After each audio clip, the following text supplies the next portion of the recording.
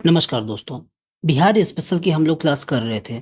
उसमें हमने बिहार की जो हिस्ट्री वाला पोर्शन था वो पूरी तरीके से कंप्लीट कर लिया था। फिर हम बिहार की ज्योग्राफी में आए।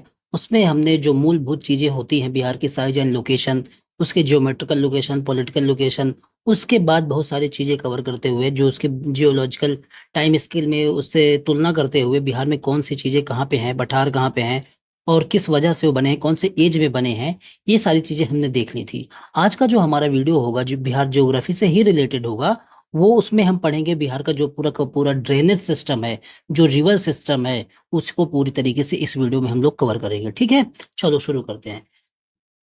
ड्रेनेज सिस्टम बिहार की पढ़ाने से पहले थोड़ी बहुत मूलभूत चीजें मुझे आपको बतानी पड़ेंगी, जिससे आप चीजें को मतलब कि जो भी चीजें हैं बिहार में जैसे नदियां हैं उनको आप कनेक्ट कर पाओ कि भाई इस तरह की चीजों को कहते क्या है। देखो, अगर जैसे कोई एक नदी है, यहाँ से मैं एक एग्जांपल के थ्रू बता रहा, अभी बिहार में एंट्री करने से पहले थोड़ा सा बेसिक ज्योग्राफी में बताना ही पड़ता है, तभी आप कनेक्ट कर पाओगे, नहीं तो कोरा कोरा फैक्ट लगेगा, फिर आपको बोरिंग लगेगी क्लास। देखो, तो जैसे ये एक नदी है, ठीक है, ये कहीं से, ये मान लो गंगा नदी है, ये का उत्तराखंड से निकल के बंगाल की खाड़ी में गिरती है, तो ये जो एक मेन नदी होती है, ठीक है, इसको बोलते हैं मेन रिवर। ठीक है, इसको बोलते हैं मेन रिवर। ये मेन रिवर हो गई, कोई भी नदी हो सकती है, जैसे हम गंगा का एग्जाम्पल ले रहे हैं। अब गंगा जो है किन नदियों से हो मिलके बनी है, तो दो नदियां जैसे हुगल वो अलकनंदा, अलकनंदा और भागीरथी, भागीरथी, ये दो नदियां मिलती हैं तब गंगा बनती है। तो ये जो अलकनंदा और भागीरथी हैं, इन नदियों, इनको कहते हैं स्ट्रीम। इनको क्या कहते हैं? स्ट्रीम, जिसको अवनलिका बोलते हैं। अवनलिका, ठीक है, तो इनको अवनलिका बोलते हैं। तो गंगा हो गई मेन रिवर, मतलब कि मुख्य नदी, और जिन नदियों से मिलके गंगा बनी है, जो मेन रिवर है, बहुत बड़ी नदी होती है, वो बनती है, उनको बोल देते हैं अवनलिका। ठीक है, जब गंगा आगे बढ़ती है तो उस दौरान बहुत सी नदियां आके गंगा में मिलती हैं। ठीक है, देखो, तो ये बहुत सारी जो नदियां मिलके आके मिलती हैं, तो इन नदियों को क्या बोल देते हैं? इन नदियों को उसकी सहायक नदियां बोलेंगे, क्योंकि सहायक के रूप में गंगा से आगे मिलती हैं। तो इन नदियों को, जैसे बहुत सारी नदियां हैं बिहार में, घग्गर है, गंडक है, फिर उसके बाद जो मतलब कि बूढ़ी गंडक है, बागमती है, कमला बगान है, कोसी है, महानंदा है, ये सब नदियां क्या है? ये सब गंगा की सहायक नदियां हैं। तो इन इस तरह की नदियों को बोल देते हैं सहायक नदियां, जिसको डिस्ट्रीब्यूटरी बोलते हैं, डिस्ट्रीब्यूटरी। ठीक है, ये आप समझ गए। तो तीन तरीके की चीजें बता दिया। अब आगे चल के जब यही नदी से, गंगा से ही कोई छोटी सी नदी आगे चल के निकल जाती है, उसको क्या बोलते हैं? जो गंगा से निकल जाती है, देखो, इसको तो ट्रिब्यूटरी बोलते हैं। सहायक जो नदी है इसको ट्रिब्यूटरी, डिस्ट्रीब्यूटरी नहीं। जो सहायक नदियां आके गंगा में मिलती है इसको ट्रिब्यूटरी बोलते हैं। ठीक है, जो सहायक के रूप में काम करे, जैसे भागीरथी, अलग, ये जो मैंने आपको बताया, कोसी, गंडक, कमला बगान, और ये मतलब कि महानंदा, सोन, पुनपुन, जो भी नदियां आके गंगा से मिलती हैं सहायक के रूप में, उनको सहायक नदियां बोल दिया जाता है। अब आगे चल के इसी गंगा नदी से अगर कोई नदी निकल जाती है, गंगा नदी से निकलती है, वो सब नदियां आके गंगा में मिलती हैं, दो नदियों से मिलके गंगा नदी बनती है शुरुआती चरण में, तो उसको स्ट्रीम बोला गया। बाद में इसमें जो सहायक नदियां मिली उसको ट्रिब्यूटरी बोला गया, और ये जो मेन नदी है उसको मुख्य नदी बोला जाता है। वो हो गया। अब बाद में गंगा से ही कोई नदी निकल जाए तो उसको क्या बोलेंगे? जैसे गंगा से हुगली नदी आगे चल के निकल जाती है, तब इस नदी को बोलते हैं डिस्ट्रीब्यूटरी। डिस्ट्रीब्यूटरी, डिस्ट्रीब्यूटरी मतलब कि वितरिका, वितरिकाएं। ठीक है, तो ये आपने मोटा मोटा समझ लिया। जैसे हुगली है, जो हुगली, तो ये समझ लिया कि एक रिवर सिस्टम होता है, और ये पूरा का पूरा जो क्षेत्र होगा, पूरा का पूरा कैचमेंट एरिया जो होगा, जो गंगा का संभरण क्षेत्र होगा, जहां पे उसकी ट्रिब्यूटरी होगी, डिस्ट्रीब्यूटरी होगी, जो स्ट्रीम होंगी, और जो खुद मुख्य नदी होगा, उनसे मिलकर जो पूरा का पूरा एरिया बनेगा, उसको क्या बोल दिया जाएगा? उसका संभरण क्षेत्र बोल दिया जाता है। जो बेसिन टाइप का पूरा एरिया होता है उसको कैचमेंट एरिया बोल दिया जाता है। ठीक है, ये आप चीजों को समझ गए ना? थोड़ा सा बैकग्राउंड बनाना या बताना जरूरी था, तभी आप चीजों को कनेक्ट कर पाओगे। किसको सहायक नदी बोलते हैं, किसको मुख्य नदी बोलते हैं, किसको अवनलिका बोलते हैं, किसको वितरिका बोलते हैं, ये आप समझ गए। अब देखो, जो गवर्नमेंट ऑफ इंडिया है ना, गवर्नमेंट ऑफ इंडिया के हिसाब से, अगर कोई भी नदी है, अगर उसका जो एरिया है, जहाँ संभरण क्षेत्र है, जो कैचमेंट एरिया है, अगर 2000 है, 2000 किलोमीटर है, 2000 किलोमीटर स्क्वायर, या उससे कम है, या उससे कम, तो वो नदी कहलाती है छोटी नदी, छोटी नदी कहलाती है। अब अगर 2000 से लेके 20,000 किलोमीटर स्क्वायर तक है, तब वो नदी कहलाती है मध्यम नदी। और अगर 20,000 किलोमीटर स्क्वायर से ज्यादा है, तब वो नदी कहलाती है बड़ी नदी। तो यही क्लासिफिकेशन बिहार में भी है, और यही क्लासिफिकेशन दुनिया मतलब कि वर्ल्ड गंगा मतलब कि भारत के लेवल पे है। तो आपको ऐसे समझ जाना है। देखो, नदी की मोटी मोटी चीज जान गए आप लोग। कुछ और क्लासिफिकेशन होता है, वो भी मैं आपको बता दूं कि subsequent, sequent, obsequent river किसको कहते हैं, यही इसी में ही हम समझ लेंगे। तो उसको भी थोड़ा सा जान लो, क्योंकि जरूरी है कि ऐसे ही पूछ लिया कि कोसी सब सीक्वेंट रिवर है, ऑफ सीक्वेंट रिवर है, सुपर इम्पोज्ड रिवर है, तो आप क्या बताओगे, एंटीसीडेंट रिवर है तो आप क्या बताओगे, इस तरह का सवाल बन सकता है। क्योंकि कोसी का नेचर अन्य नदी जो नदियां हैं, महानंदा हो गई, गंडक हो गई, बूढ़ी गंडक हो गई, बागमती हो गई, इन नदियों से थोड़ा डिफरेंट है, क्योंकि उसकी बनने की प्रक्रिया डिफरेंट है कोसी नदी की। तो पूछ लेगा तो क्या बताओगे, तो थोड़ा सा बताना मेरे लिए जरूरी हो जाता है। देखो, ये एक होती है मेन रिवर, जैसे गंगा रिवर हो गई या कोई भी रिवर हो गई, वो हो जाती है मेन रिवर।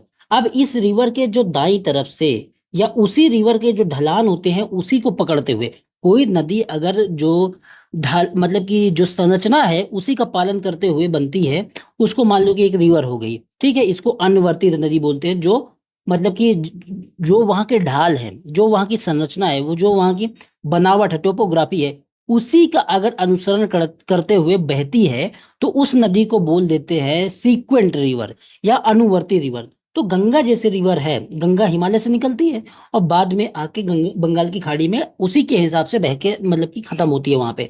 तो इस तरह की नदियां जो ढाल का अनुसरण करती हैं, जो उसको कह देते हैं सीक्वेंट रिवर। तो आप समझ गए सीक्वेंट रिवर क्या होता है, अनुवर्ती नदी कह देते हैं उसको।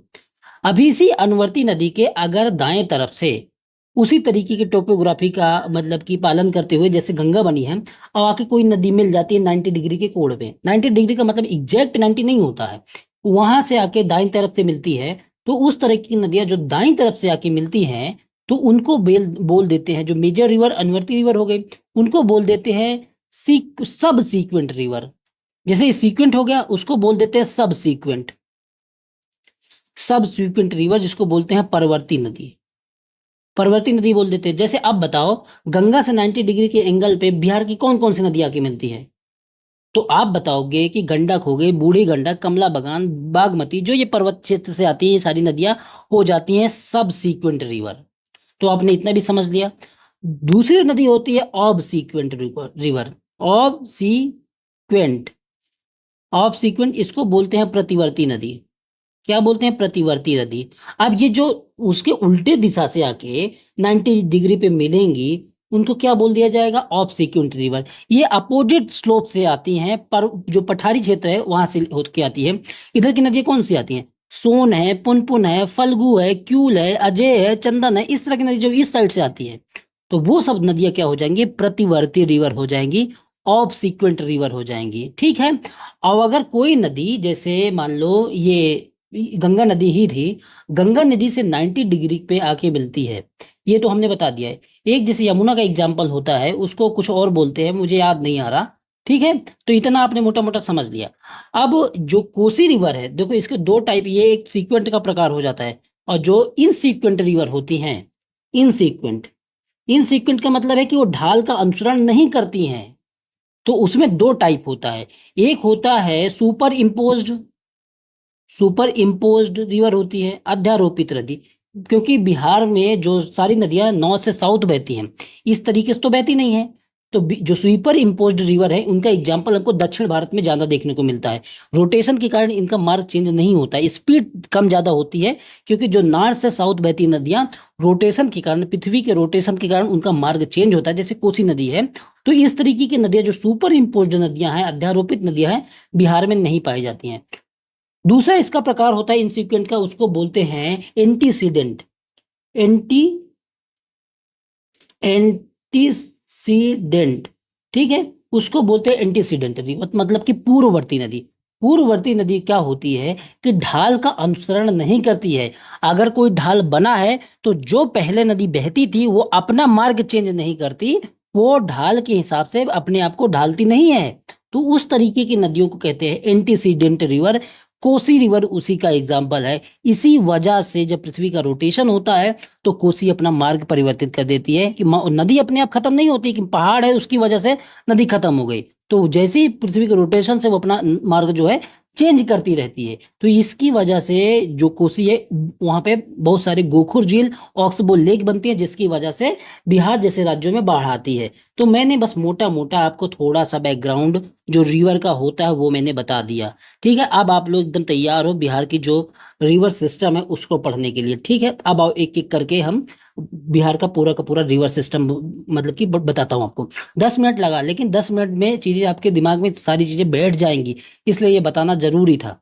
देखो, बिहार जो है मेन रूप से बिहार के बीचों बीच से, बिहार ये स्टेट है, देखो ये बिहार का नक्शा है, मैं स्टेप बाय स्टेप एकदम सरल तरीके से बताऊंगा जिससे आपके दिमाग पे चीजें बैठ जाएं। देखो ये पूरा का पूरा नक्शा जो है बिहार का है। ठीक है, इस तरीके से बिहार बना हुआ है। बिहार के बीचों बीच से गंगा नदी आके बहती है और पूरे बिहार को दो पार्ट में बांट देती है। गंगा नदी के उत्तर का भाग उत्तरी बिहार कहलाता है और गंगा नदी के दक्षिण का भाग दक्षिणी बिहार कहलाता है। बहुत सारी नदियां जो है गंगा के उत्तर से आके मिलती हैं और बहुत सारी नदियां बिहार में दक्षिण भाग से आके गंगा में मिलती हैं। तो आपने इतना समझा, गंगा नदी बीचों बीच से बिहार से बहती है। गंगा नदी जब उत्तराखंड के से निकलती है और फिर बिहार में, जहां पर इसकी डिटेल आगे लिखा हुआ मैं आपको सब बताऊंगा। गंगा नदी बक्सर है, बिहार का जो चौसा वाला एरिया है, वहीं से बिहार में प्रवेश करती है और बाद में बंगाल की खाड़ी में आगे जाके मतलब कि यहाँ से निकलते हुए कटिहार से भागलपुर से यहाँ से निकलते हुए जाके बंगाल की खाड़ी में गिरती है। तो ये गंगा नदी की इन्फॉर्मेशन हो गई। ठीक है, गंगा नदी के विषय में थोड़ा सा और बता देता हूँ इन्फॉर्मेशन, क्योंकि पूछा जाता है। देखो, गंगा नदी जो बिहार के 12 डिस्ट्रिक्ट या 12 शहरों से होके गुजरती है। तो 12 शहर कौन कौन से हैं? बक्सर है। अब इतनी फैक्चुअल इन्फॉर्मेशन पूछता है इसलिए आपको ये रटना पड़ेगा। भोजपुर है, सारण है, पटना है, वैशाली है, समस्तीपुर है, बेगूसराय है, खगड़िया है, भागलपुर है, कटिहार है। इतने जो हमारे डिस्ट्रिक्ट है बिहार के, 12 डिस्ट्रिक्ट से होके गंगा नदी गुजरती है।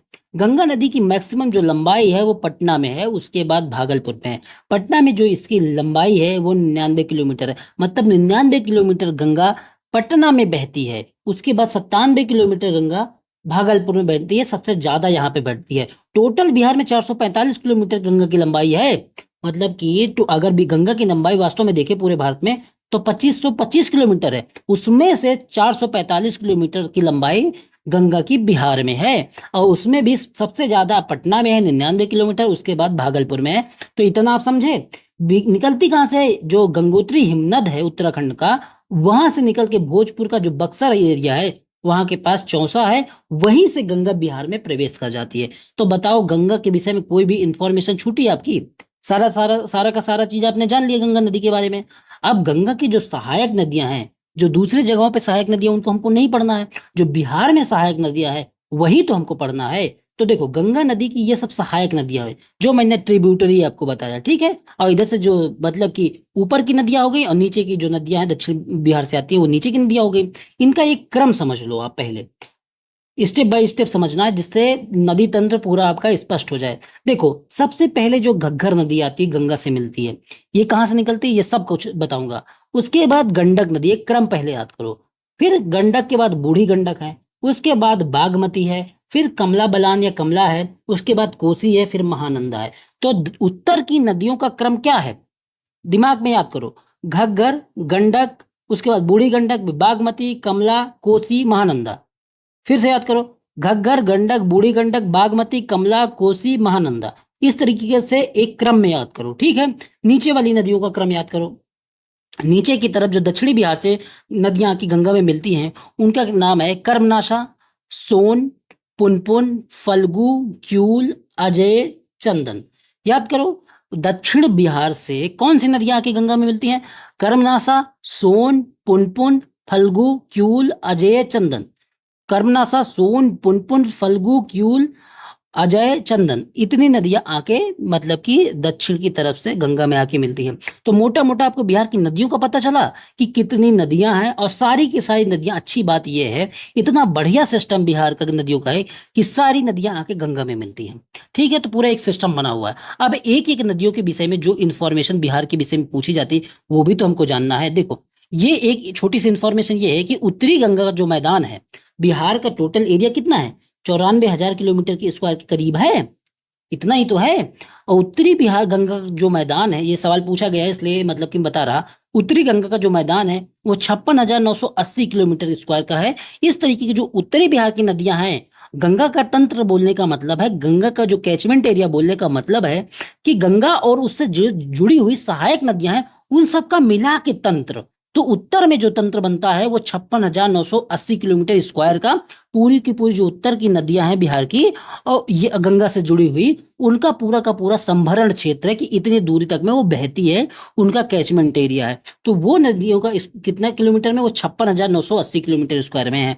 आप बताएंगे कि उत्तर भारत में, उत्तर बिहार में ज्यादा है और दक्षिण बिहार की तरफ है 33,670 किलोमीटर का स्क्वायर। तो इतना है ये दक्षिण बिहार की नदियों का। एक फैक्ट और है कि उत्तर भारत की जो नदियां हैं, ये सदा, उत्तर बिहार की जो नदियां हैं ये सदा नीरा नदियां हैं। सदा नीरा का मतलब है कि इनमें हमेशा जल भरा हुआ रहता है, क्योंकि ये हिमालय से निकलती हैं, बर्फ के पिघलने से आती हैं, तो इसकी वजह से हमेशा हिमालय जो है बर्फ से ढका ही हुआ है, तो हमेशा इनमें पानी भरा रहता है। लेकिन जो दक्षिण बिहार की नदियां हैं, ये मौसमी नदियां हैं। जब पानी बरसात होगी या उनमें पानी रहेगा तब पानी आएगा, और नहीं तो ये जो मौसमी नदियां हैं उनमें पानी कम रहता है। ठीक है, ये आपको दिमाग में रखना है। तो ये पूरा का पूरा कैचमेंट एरिया गंगा का हो गया 56,000 और 33,000। तो ये दोनों मिला के कितना हो जाता है, 5 6, 6 3 9 1 10 और 5 3 8 1 9, 90,000 के करीब हो जाता है ये इनका कैचमेंट एरिया गंगा का। और ये 94,000 का कितना बनता है ये आप निकाल लो, क्योंकि यही सवाल पूछा गया था कि कम से कम 95 से परसेंट तक या 90+% तक गंगा का पूरा कैचमेंट एरिया है बिहार में। तो ये आप समझ गए। देखो, अब ये गंगा नदी वाली चीजें आप समझ लिया। इधर जब मैंने आपको बताया था कि ये साइड जो है बिहार का, जो वेस्ट साइड है, यहाँ से कौन डिस्ट्रिक्ट मिलता है, यहाँ से यूपी मिलता है। तो यूपी के जो यूपी डिस्ट्रिक्ट है, यूपी राज्य है, वहां से बिहार की कौन कौन सी नदियां हैं जो बिहार के साथ सीमा बनाती हैं, तो आपको दिमाग में रखना है कि सबसे ऊपर की नदी कौन हो गई, गंडक हो गई, फिर घग्गर, फिर गंगा, और फिर ये कर्मनाशा। ये 4 नदियां बिहार और यूपी की सीमा बनाती हैं। गंडक, घग्गर, गंगा, कर्मनाशा। ठीक है, इतना आप समझ गए। अब एक एक नदियों पे आओ। पहले आते हैं हम घग्गर नदी पे। देखो, घग्गर की इंफॉर्मेशन क्या है कि जो घग्गर नदी है ये मापचो चुंग हिमनद है, नेपाल का गुरु मंधाता चोटी है, वहां से ये घग्गर नदी निकलती है और फिर अयोध्या होते हुए, मतलब यूपी होते हुए, वहां आते, यूपी होते हुए, जहाँ यूपी अयोध्या जो है इसी घग्गर नदी के किनारे है, वहां पे इस नदी को सरयू नाम के से जाना जाता है। और बिहार में ये सारण से प्रवेश करती है और छपरा, जो सारण का ही इलाका है, वहां पे गंगा से मिल जाती है। तो ये इसकी इंफॉर्मेशन है घग्गर नदी की, कि मापचोचुंग नाम के ग्लेशियर से निकलती है, गुरुला मंदाता चोटी है, अयोध्या के किनारे इसी नदी को सरयू कहा जाता है, वहां पे अयोध्या इसकी नदी के किनारे है, सारण से बिहार में प्रवेश करती है और छपरा में आके ये गंगा से मिल जाती है। इतनी ही इंफॉर्मेशन हमको चाहिए, ज्यादा नहीं चाहिए। उसके बाद सेकंड जो नदी आती है वो है गंडक। अब गंडक नदी के विषय में क्या इंफॉर्मेशन है। गंडक जो नदी है, इस नदी को सादा नीरा या काली गंडक, त्रिवेणी गंडक, नारायणी, ये सब नामों से जाना जाता है। ये इसको नारायण नदी इसलिए कहते हैं क्योंकि इसका जो महत्व है वो धार्मिक महत्व है, इसलिए इसको नारायणी नदी बोलते हैं। शालिग्रामी नदी भी बोल देते हैं, क्योंकि इस नदी पे शालिग्राम जो बोल्डर होते हैं, बड़े बड़े पत्थर होते हैं, वो पाए जाते हैं। इनका पूजा में यूज होता है, बहुत सारे लोग इनको लेके जाते हैं और उन्हीं पत्थरों को अपने यहाँ पे पूजा करते हैं। तो इसीलिए इसको, सदा नीरा तो नदी है ही, काली गंडक भी बोल देते हैं, त्रिवेणी गंडक भी बोल देते हैं, क्योंकि आगे चल के जहाँ ये मिलती है उसकी वजह से एक त्रिवेणी टाइप का बनता है। और नारायणी नदी धार्मिक महत्व के कारण बोल देते हैं। शालिग्रामी, क्योंकि इस नदी में शालिग्राम पत्थर पाए जाते हैं। ये हिमालय की अन्नपूर्णा जो श्रेणी का मानग मोर एवं कुतांग श्रेणी है, वहीं से ये निकलती है। भाई इतने कठिन कठिन शब्द हैं, लेकिन बताना पड़ रहा है क्योंकि यहाँ से पूछता है, पूछ लेगा तो क्या करोगे आप। वहीं से ये निकलती है और बाद में पश्चिमी चंपारण से प्रवेश करते हुए आगे बढ़ती है, और मुजफ्फरपुर जो है इसी नदी के किनारे है। आपसे पूछ लेगा मुजफ्फरपुर किस नदी के किनारे है, तब आप बताओगे कि मुजफ्फरपुर गंडक नदी के किनारे है। इसी नदी के किनारे होते हुए सोनपुर हाजीपुर जो पटना है वहीं पे ये गंगा से मिल जाती है। इसी गंडक नदी पे बहुत सारी परियोजनाएं बनाई गई हैं, नहर बनाई गई हैं सिंचाई का विकास जिससे हो उस एरिया में। जो मुजफ्फरपुर का एरिया है और जो चंपारण का, सारण का, ये वाला एरिया सब जगह मतलब कि सिंचाई हो, इस वजह से बहुत सारी इसमें नहरें बनाई गई हैं। तो इस पे त्रिवेणी नहर बनाई गई है जिससे वेस्ट चंपारण और ईस्ट चंपारण को पानी मिलता है। तिरहुत नहर बनाई गई है, सारण नहर बनाई गई है। 1904 में इसमें भारत की दूसरी सबसे पुरानी परियोजना बनाई गई है। ठीक है, तो त्रिवेणी नहर परियोजना, गंडक नहर परियोजना, ये आपने समझ लिया। थोड़ा सा मैप में इसमें इसमें देख लो, यहाँ से ये प्रवेश करती है गंडक नहर पश्चिमी चंपारण से होते हुए। इसमें देखो त्रिवेणी नहर है, मुजफ्फरपुर इसी के किनारे है, सारण नहर है, तिरहुत नहर है, और बाद में ये आगे आते हुए सोनपुर हाजीपुर में, ये पटना में यहाँ पे आके मिल जाती है। देखो जब इंडिया के लेवल पे पढ़ेंगे ना तो हमको इतनी इन्फॉर्मेशन नहीं याद करनी पड़ी थी, लेकिन यहाँ पे जब बिहार के लेवल पे पढ़ते हैं तो एग्जैक्ट प्लेस याद करना पड़ता है कि हाँ यहाँ पे आके ये गंगा से मिलती है, तो सोनपुर हाजीपुर में आके गंगा से मिल जाती है। ये आपके दिमाग में क्लियर हुआ। अब आओ जो बूढ़ी गंडक है इस नदी के विषय में जानते हैं। अब ये बूढ़ी गंडक है, ये भी पश्चिमी चंपारण का जो एरिया है वहीं से ये निकलती है, सोमेश्वर से जो श्रेणी है वहां से ये बूढ़ी गंडक निकलती है बिशंबरपुर से, यहाँ से निकलती है। इसके विषय में ज्यादा इंफॉर्मेशन नहीं है। और ये मुंगेर के पास जो धमालपुर, जिसको जमालपुर भी बोलते हैं, वहां पे आके ये गंगा से मिल जाती है। तो ये बूढ़ी गंडक सोमेश्वर श्रेणी से निकलते हुए आके मुंगेर और जमालपुर में, या जिसको धमालपुर बोलते हैं, वहां पे आके गंगा से मिल जाती है। ठीक है, अगली जो नदी है हमारी ये है बागमती। ये नदी जो है महाभारत श्रेणी से निकलती है, और महाभारत श्रेणी से निकलते हुए बिहार में जो सीतामढ़ी है वहां से प्रवेश करती है। कौन? बागमती नदी। और महाभारत श्रेणी से निकलती है, सीतामढ़ी में बिहार से प्रवेश करती है। मौसमी बाढ़ के लिए जानी जाती है कि भाई एक तो इसमें बहुत ज्यादा पानी है, और मौसम में जब मानसून आता है तो उसमें बहुत ज्यादा पानी हो जाता है, जिसकी वजह से इसमें बाढ़ और ज्यादा हो जाती है। पूरे बिहार को, जो उत्तरी बिहार है उसको दो भाग में, ये पूर्वी और पश्चिम में बांटती है। तो आपसे ये पूछा जाए कौन सी नदी ऐसा करती है, तो वो बागमती नदी ही है जो ऐसा करती है। बाद में आगे चल के ये नदी बागमती कमला नदी से मिल जाती है, ये कहीं पे आके गंगा से नहीं मिलती है। इंपॉर्टेंट बात है कि बागमती नदी आके कमला नदी से मिल जाती है, और यही कमला नदी आगे चल के आगे कोसी से मिल जाएगी। तो ये दोनों इन्फॉर्मेशन आपको याद रखना है। कमला के, अब बागमती होगी, अब अगली नदी देखो कमला नदी।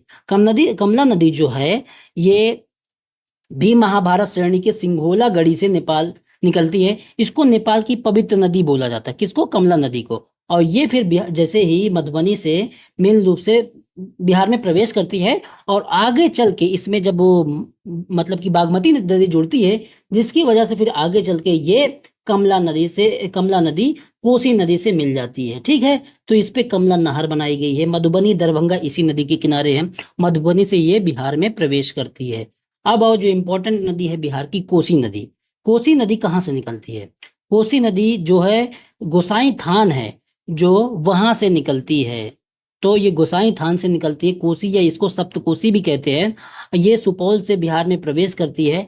देखो ये कोसी नदी है ना, इसको सप्तकोसी के नाम से भी जाना जाता है, क्योंकि इसमें 7 जो है नदियों से मिलके बनी है। ऐसे कहा जाता है कि 7 धाराएं हैं जिससे मिलके ये कोसी नदी बनी है, और ये अपने मार्ग परिवर्तन के कारण जो है बिहार में मतलब कि शोक का कारण मानी जाती है, इसलिए कोसी नदी को बिहार का शोक कहते हैं। 7 नदियां जो है लिटिल सैड इनको कोड है एक, उसको याद रखने का, जो 7 धाराओं से मिलकर बनी है कोसी नदी, उसको बोलते एल से क्या होगा? लिखू कोसी।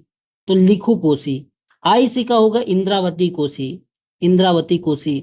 भाई मेरी जिम्मेदारी है सारे फैक्ट बताना। अब क्या पूछता है क्या नहीं पूछता ये मैं नहीं जानता, कोई भी नहीं जानता, और आपकी जिम्मेदारी ये है कि आपको तैयार करके जाना है, जिससे क्या हो कि अगर पूछ ले तो आप दाएं बाएं नजर ना लगाएं कि भाई किसी से पूछ लूं, क्योंकि ये आपको याद करना ही करना है। तो लिखू कोसी, इंद्रावती कोसी, ताम्र कोसी।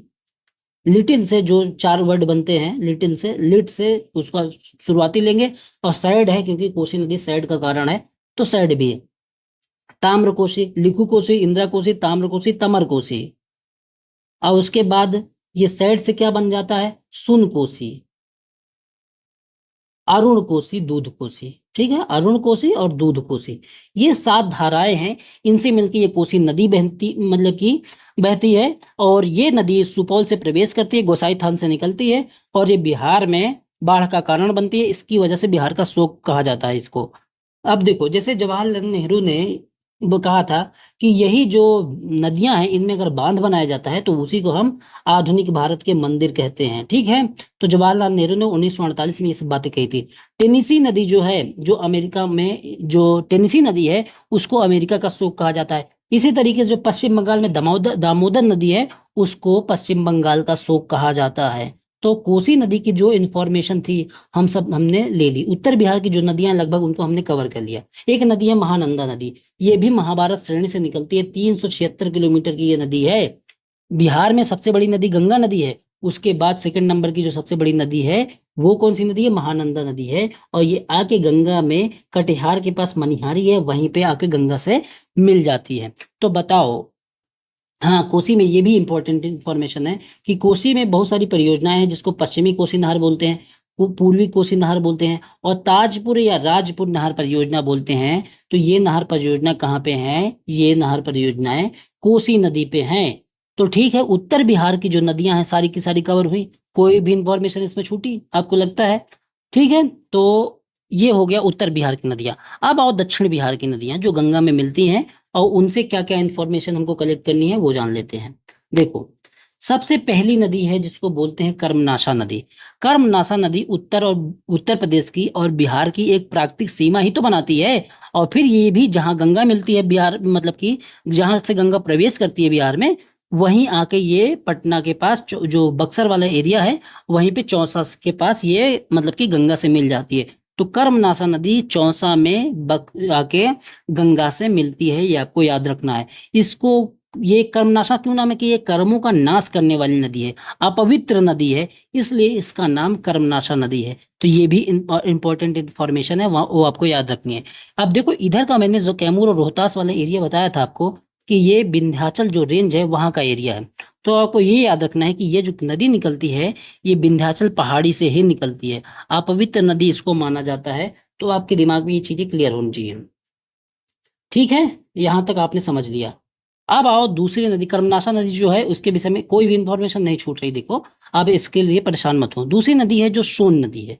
सोन नदी जो है एमपी का जो अमरकंटक पहाड़ है, एमपी का जो मैकाल रेंज है, उसमें अमरकंटक जो पहाड़ी है, वहां से ये सोन नदी निकलती है। देखो, जो अमरकंटक पहाड़ी है ना, इससे 3 नदियां निकलती है। इसको कोड है इसका सोनम। ठीक है, तो सोनम कोड है। सोन, नर्मदा और ताप्ती, तीनों अलग अलग दिशा में। सोन ऊपर की तरफ, और नर्मदा इस साइड चली जाती है, और महानदी इस साइड चली जाती है। तो 3 नदियां सोनम नाम से निकलती है। आपको याद रखना कहाँ से? अमरकंटक की पहाड़ी जो एमपी में है, वहां से ये निकलती है। ये अमरकंटक पहाड़ी जो है छत्तीसगढ़ और एमपी के बॉर्डर पे है। ठीक है, ये आपको दिमाग में रखना है। यहीं से ये नदी निकलती है, सोन नदी। और ये सोन नदी आके फिर दानापुर में पटना से मिल जाती है, पटना में गंगा नदी से मिल जाती है। कहाँ पे? दानापुर में। तो ये भी इंपॉर्टेंट इंफॉर्मेशन है, आपको याद रखना है। इसी नदी पर, जो सोन नदी है, इसी नदी पर बिहार की सबसे पुरानी सिंचाई परियोजना बनी हुई है। किस नदी पे? सोन नदी पे। इसको डेहरी ऑन सोन परियोजना बोलते हैं। 1874 में बनी थी डेहरी ऑन सोन परियोजना, क्योंकि ऑन सोन जो डेहरी ऑन सोन जगह है वहीं पे ये नदी में परियोजना बनी है, इसलिए इसको डेहरी ऑन सोन परियोजना बोला जाता है। 1874 में बनी है। आपको ये याद रखना है कि ये परियोजना सोन पे है। आपको ऑप्शन देके पूछ लेगा कि ये परियोजना किस नदी पे बनी है, तो आपको बताना है कि सोन नदी पे बनी है। कोइलवर या अब्दुल बारी जो पुल है वो किस नदी पे बना हुआ है? वो भी सोन नदी पे ही बना हुआ है। तो ये आपके दिमाग में बसा चीजें। कोई भी इंफॉर्मेशन देखो छोड़ नहीं रहा, याद करना आपकी जिम्मेदारी है। अब ये जो नदी है सोन नदी, यही आगे बढ़ती है तो रोहतास जो है इसी नदी के किनारे है। इसी नदी से पश्चिमी सोन नहर, पूर्वी सोन नहर निकाली गई हैं। और ये नदियां जो है, ये जो नहरें हैं, सिंचाई के काम में आती हैं। तो ये आपने समझ लिया। देखो, ये जो एरिया है ना सोन नदी तक, यहाँ तक तो ठीक है। बाकी इधर की जो पूरी नदियां हैं, पुनपुन, फल्गु, क्यूल, अजय, चंदन, एमपी का जो ये तो अमरकंटक वाला एरिया हो गया, मैकालगंज वाला। बाकी पुनपुन, फल्गु, क्यूल, अजय, चंदन, ये सारी की सारी नदियां छोटा नागपुर का जो पठार है वहीं से निकली है। तो अपने दिमाग में ये चीजें रख लो। कुछ भी ऑप्शन आए तो छोटा नागपुर पठार दिखे तो उसमें मार देना। अब थोड़ा सा स्पेसिफिक हो जाते हैं। जैसे पुनपुन नदी है। अब पुनपुन नदी एमपी का जो पठारी क्षेत्र है वहीं से आती है। छोटा नागपुर का पठारी क्षेत्र है, इसको कीकट भी बोला जाता है, वहीं से निकलती है। और वो आगे चल के फतुहा जो जगह है पटना में, वहीं पे आके ये गंगा से मिल जाती है। तो इसकी इंफॉर्मेशन भी आपने समझ ली। उसके बाद फल्गु नदी है, ये थोड़ी सी पवित्र नदी मतलब की मानी जाती है, पिंडदान हेतु माना जाता है। जो लोग गया में पिंडदान करने जाते हैं वो इसी नदी के किनारे ही जाते हैं, फल्गु नदी। तो इसको निरंजना नाम से भी जाना जाता है। निरंजना नदी धार्मिक रूप से इंपॉर्टेंट है, पिंडदान हेतु ये इंपॉर्टेंट है। ठीक है, ये नदी छोटा नागपुर के हजारीबाग जो एरिया है वहीं से ये निकलती है, और ये आगे चल के मोकामा ताल क्षेत्र है, वहीं पे आके ये गंगा से मिल जाती है। तो बोध गया या गया शहर किसके किनारे हो जाएगा, इसी फल्गु नदी के किनारे हो जाएगा। ठीक है, अब आगे क्यूल नदी है। क्यूल नदी जो है आगे आके ये हजारीबाग से ही ये निकलती है। अजय नदी जो है इसकी उत्पत्ति जमुई से होती है, और जो चंदन नदी है ये छोटा नागपुर पठार से होते हुए भागलपुर की नदी है, और ये फिर आगे चल के तीनों नदियां आके गंगा से मिल जाती हैं। तो ये पूरा का पूरा रिवर सिस्टम जो मैंने आपको बता दिया, जो मतलब कि गंगा नदी का रिवर सिस्टम है, बिहार का जो रिवर सिस्टम है, कोई भी पॉइंट छूटा नहीं है। अब एक छोटा सा बेसिन वाला एरिया था, इस साइड में देखो गंडक नदी है, तो इसको बोल देंगे कि गंडक नदी का भरण क्षेत्र या बेसिन क्षेत्र है। इसके बाद इधर बागमती नदी है, तो इधर बागमती का क्षेत्र बोल देंगे, बागमती बेसिन है। उसके बाद कमला नदी है, उसको बोल देंगे कमला नदी का बेसिन है। उसके बाद कोसी नदी है, तो कोसी नदी का बेसिन बोल देंगे। उसके बाद महानंदा नदी है, तो महानंदा नदी का बोल देंगे। इधर कर्मनाशा नदी है, तो कर्मनाशा नदी का बेसिन हो जाएगा। सोन नदी है, सोन का हो जाएगा। पुनपुन है, तो पुनपुन का बेसिन हो जाएगा। उसके आगे जो नदी है जैसे फल्गु नदी है, तो उसके साथ जो बना हुआ बेसिन है उसको हरोहर बेसिन बोल देते हैं। बाद में क्यूल बेसिन हो गया। उसके बाद की जो नदियां हैं उधर क्यूल के बाद कौन सी नदी है, जो चंदन नदी, चंदन बेसिन हो गया, और इधर बीच में अजय नदी है, तो उधर बदुआ बेसिन हो जाता है। तो ये छोटा सा इंफॉर्मेशन है, देखोगे कई बार देखते रहोगे तो आपको याद हो जाएगा। और देखो इसमें क्या बचा हुआ है नदी तंत्र में। नदी तंत्र में मेरे हिसाब से मैंने सारी चीजें करवा दी। देखते हैं क्या बचा हुआ है। देखो ये सारा कुछ हो गया। हाँ, ये थोड़ा सा पूछा जाता है कि वर्षा मापी जो यंत्र होता है उसको क्या बोलते हैं। वर्षा मापी जो यंत्र होता है उसको रेन गेज बोलते हैं। तो ये भी आप दिमाग में रख लो, कहीं पूछ ही लिया कि वर्षा मापी यंत्र जो होता है उसको क्या बोलते हैं। एक इम्पोर्टेंट जो मतलब हमारे सामने हमेशा बना रहता है चैप्टर, कि बिहार में बाढ़ का कारण है। वैसे तो ये मेन से बनता है, लेकिन आपसे पीटी में फैक्चुअल इंफॉर्मेशन पूछ लेगा कि बिहार में जो बाढ़ का कारण है वो क्या है। तो पहला जो इसमें बिहार में बाढ़ का कारण है वो हम देखेंगे कि नदियों के मार्ग में परिवर्तन होता है। नदियों के मार्ग में परिवर्तन का कारण जानते हो क्या है। जैसे कोसी नदी के विषय में बताया, हर बार नदी का जो मार्ग है, रियल मार्ग है, वो चेंज हो जाता है। वो चेंज इसलिए हो जाता है कि पृथ्वी जो है, देखो ये पृथ्वी है, ये वेस्ट से ईस्ट की तरफ घूमती है। तो जो भी नदियां नॉर्थ से साउथ की तरफ बहेंगी, जो भी नदियां होंगी, बिहार में सारी नदियां इधर ऐसे ही तो बहती हैं, ऐसे या ऐसे, तो नॉर्थ साउथ ही तो डायरेक्शन है इनका। तो कोसी नदी की भी डायरेक्शन इसी तरीके से है। तो होता क्या, जैसे इस तरीके से बहेंगी, इस तरीके से ये जो पृथ्वी घूमती है, तो जो पानी होता है पृथ्वी में वो उल्टा घूमता है। तो ये जो नदी है, ये कोसी नदी है, इसका पानी इस तरीके से जाएगा, तो इधर ये जगह पे पानी छूट जाएगा, ये नया मार्ग बन जाएगा। तो यहाँ पे ये गोकुल झील बन जाएगी, और इस साइड पे जो नया मार्ग है यहाँ पे बसावट हो गई है, तो जो नया मार्ग बनेगा वहीं पे बाढ़ आ जाती है। तो बिहार में पहला बाढ़ का कारण है कि नदी के मार्ग में परिवर्तन हो जाता है। दूसरा जो बाढ़ का कारण है बिहार में वो है टोपोग्राफी। टोपोग्राफी इसलिए है कि बिहार जो बसा हुआ है ना, थोड़ा सा लो लैंड एरिया में बसा हुआ है। इधर हिमालय पहाड़ है और इधर दक्कन का पठार है। तो इसकी वजह से इधर से भी नदियां आती हैं, इधर से भी नदियां आती हैं। तो जब दो नदियों के बीच में क्षेत्र बसा है तो उसमें बाढ़ का मतलब कि जो एरिया है वो हमेशा बाढ़ वाला एरिया बना रहेगा। क्योंकि कोई भी अगर ज्यादा बारिश हो जाती है तो ये लो लैंड एरिया, उसमें पानी भर ही जाएगा। तो इस तरीके से बिहार बड़ा बसा है। जलोढ़ या सिल्टिंग है। अब देखो गंगा की जो ऊपर से नदियां आती हैं, बहुत सारी हिमालय से नदियां आती हैं, इनमें बहुत ज्यादा पानी होता है। तो हिमालय की नदियां क्या करती है अपने साथ बहुत सा जो मैक्सिमम जो शिवालिक वाला एरिया है, जो रोहता मतलब कि जहाँ सोमेश्वर श्रेणी है या पश्चिमी चंपारण है, जो नेपाल से लगे हुए सारे जिले हैं, यहाँ पे सिल्टेशन बहुत ज्यादा हो जाता है, इरोजन बहुत ज्यादा हो जाता है, क्योंकि नदियां उधर से बह के आती हैं। और इनमें जो बहुत ज्यादा अगर सिल्टेशन हो जाएगा तो नदी जो जल ग्रहण करती है उसकी क्षमता कम हो जाएगी, जिसकी वजह से बाढ़ आती है। तो ये भी आपको ध्यान रखना है। सरप्लस वाटर, सरप्लस वाटर का क्या मतलब है। इसका ये मतलब है कि हिमालय की नदियां हैं, इनको अगर ज्यादा बर्फ पिघल गई किसी टाइम पे, तो जब ज्यादा बर्फ पिघल जाएगी तो ज्यादा जल हो जाएगा, और कभी मानसूनी वर्षा हो गई तो उससे भी ज्यादा जल हो जाएगा। तो इसकी वजह से सरप्लस जल हो जाता है, जो बाढ़ का कारण बनता है। भारतीय मानसून की प्रकृति सबसे इंपॉर्टेंट है कि भारतीय मानसून ऐसा मानसून है कि मुश्किल से 100 दिन के अंदर 80% वर्षा हो जाती है, 20% वर्षा बाकी 6-9 महीने में होती है। लेकिन जो 100 दिन के अंदर, जो 3 महीने के अंदर 80% मानसूनी वर्षा हो जाती है। तो बताओ इतने कम समय में जब इतनी ज्यादा वर्षा होगी, तो उससे क्या होगा, बाढ़ की संभावना बन जाती है। तो यही सारे रीजन है बिहार में बाढ़ आने का। अतिरिक्त वर्षा जब 15% हो तो उसको बोलते हैं नॉर्मल डेज है। 25% अतिरिक्त वर्षा हो तो बोलते हैं कि मीडियम डेज, और 40% हो तो सीवियर, और 60% ज्यादा हो तो उसको बोलते हैं कि फ्लड डेज में काउंट कर लेते हैं कि हाँ यहाँ पे बाढ़ आ चुकी है। तो बिहार का जो रिवर सिस्टम है, बिहार में बाढ़ का कारण, एक एक चीज मैंने इस वीडियो में कवर कर ली। कोई भी इंफॉर्मेशन छूटती है तो आप बताना। और प्लस जो बिहार के प्रीवियस ईयर के सवाल जो भी बिहार स्पेशल से पूछे गए हैं, एक एक सवाल को मैं एक वीडियो बनाऊंगा, उसमें सब कुछ कवर कर लूंगा जो भी एक्स्ट्रा इन्फॉर्मेशन छूटती है। तो इस प्लेटफॉर्म पे आपको बिहार स्पेशल से संबंधित कोई भी सवाल छूटेगा नहीं आपको, इसलिए परेशान मत होइए, ठीक है। आपको अगर लगता है कुछ फैक्ट छूटते हैं तो उस वीडियो में सारे फैक्ट कवर हो जाएंगे। जो प्रीवियस ईयर के सवाल है 17th बीपीएससी तक जो पूछे गए हैं, सब कुछ एक ही वीडियो में मैं कवर कर लूंगा। चाहे वो जियोग्राफी से रिलेटेड हो, चाहे हिस्ट्री से, पॉलिटी से, किसी भी से रिलेटेड हो, सब एक वीडियो में कवर हो जाएंगे। 35-40 मिनट का वीडियो बनेगा, एक बार आप सुन लेना, सारा कुछ आपका उसी वीडियो में कवर हो जाएगा, ठीक है। चलो इस वीडियो में इतना ही, धन्यवाद।